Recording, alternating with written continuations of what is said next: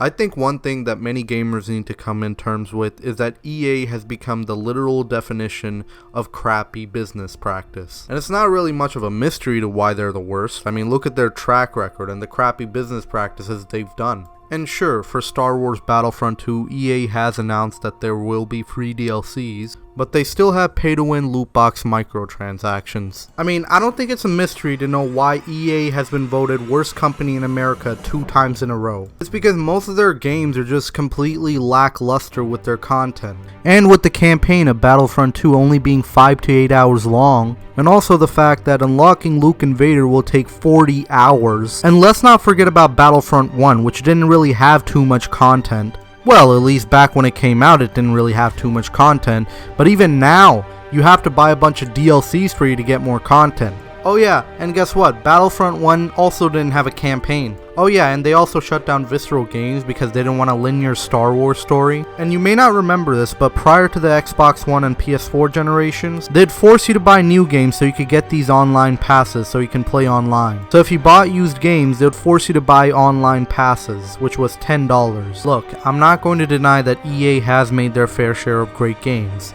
but due to that, they've also taken advantage of their consumers. And they also have a lot of talented developers that are working with them. But despite that, they made crappy business decisions. So EA definitely has the right to earn our hate. But recently, and I can't believe that I'm saying this, EA has done a 180. Recently, they've announced that Battlefield 5 will not be having any loot box systems. They've also announced that in Anthem, you'll only be paying for the cosmetics. Now let me be clear. All these changes seem good and seems like EA is heading in the right direction, but does that mean that we should automatically go out there and pre-order their upcoming games? No, we should not. Let me be clear here, okay? There are many times EA has sounded good on paper, but their business practices were still pretty controversial. Remember the time if you wanted to play online, you'd have to get an online EA pass? Well, at least for the used games anyway. It was also around the time where EA announced that their games would probably cost $80 opposed from the standard $60. Now obviously the plan didn't go through, but still, it was an example of how EA may sound good on paper, but then ends up doing something that fucks up the whole game. And remember this video? Having grown up in the company, I had a pretty good sense of the company. And while from the outside looking in, it looked like we were in a really, really bad place. And so what we did was we sat down and we said, okay, now every time you have to make a decision, every time you sift through some level of information, or you have to try and think about how to move some initiative forward, ask yourself this question first. Is this good for the player? After said comment, there were people that thought, hey, maybe EA learned from their past mistakes and now they want to be for the gamers. Then they went on and posted up the most downvoted comment in all of Reddit. Star Wars Battlefront 2 may have sounded good on paper, such as them announcing that they'll have free DLCs. However, at the end of the day, the game flopped due to their overuse of microtransactions. And believe me, I wanted to like this game, from them having content from the Clone Wars era, along with the content of the new movies. This was a game I was hyped for. Are you kind of starting to see a pattern here?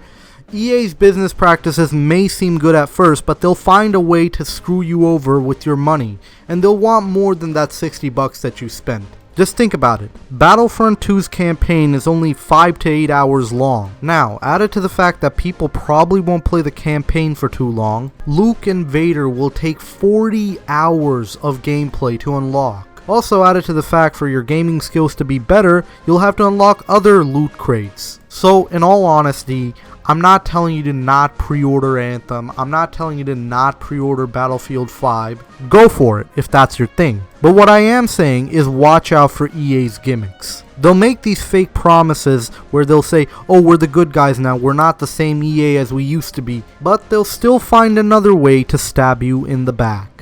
I wanted to get into Battlefield 4 around the time when the new generation of consoles started. Around this time, the game itself is definitely pretty good, and I have played it recently. However, when I bought the game, it was probably the most incomplete game that I've ever played. Right around this time, yes, the game is fixed, it's polished, and it's a great game in general, and I recommend you pick it up. However, think what would happen if EA didn't rush this game, and also it came out complete. There were no need for patches, there were no need for updates to make the game less buggier than it already is. It's like going into a restaurant and getting food that's really undercooked. and also eventually they fix it up.